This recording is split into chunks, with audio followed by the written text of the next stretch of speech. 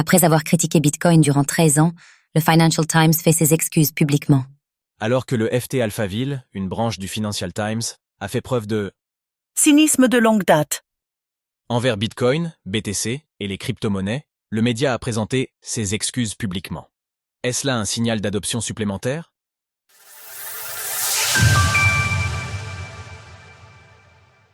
Le Financial Times fait son mea culpa sur Bitcoin.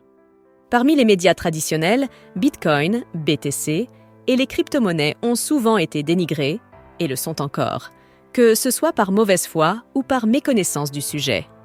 Malgré tout, l'écosystème se construit petit à petit et l'année 2024 aura marqué un tournant décisif, avec en point d'orgue le dépassement des 100 000 $ par Bitcoin. C'est dans ce contexte que le Financial Times a reconnu publiquement s'être trompé sur Bitcoin. En effet, le célèbre journal a publié jeudi un mea culpa, car FT Alphaville a longtemps partagé des contenus particulièrement sceptiques vis-à-vis des crypto-monnaies, et CE depuis juin 2011. Les lecteurs réguliers de FT Alphaville ont peut-être eu l'impression que ses auteurs actuels et anciens étaient unis dans leur scepticisme à l'égard des crypto-monnaies en général et du Bitcoin en particulier. C'est exact.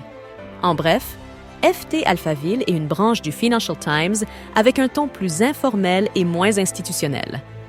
Dans son communiqué, le média explique que ses publications des 13 dernières années ont notamment pu considérer les crypto-monnaies comme étant déconnectées de la réalité ou avec trop d'interconnexion avec le système financier traditionnel. Ainsi, ce sont bien les commentaires sur l'attitude du FT Alphaville, ainsi que la hausse récente, qui ont poussé le journal à revoir sa position, démontrant un cynisme de longue date, qui aurait pu dissuader certains lecteurs d'investir.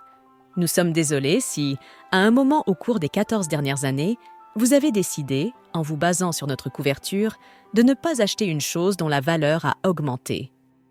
Et nous sommes désolés si vous avez mal interprété notre crypto-cynisme comme une déclaration de soutien au TradFi, car nous détestons cela aussi.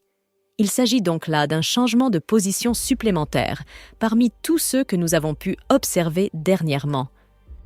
En fonction de l'évolution des prix dans les mois à venir, nous pourrons peut-être constater des détracteurs historiques de Bitcoin mettre, à leur tour, de l'eau dans leur vin. En parallèle, le BTC a reculé de 4,36% en 24 heures lors de l'écriture de CES Ligne et s'échange désormais à un prix de 98 250 $. Retrouvez toutes les actualités crypto sur le site cryptost.fr.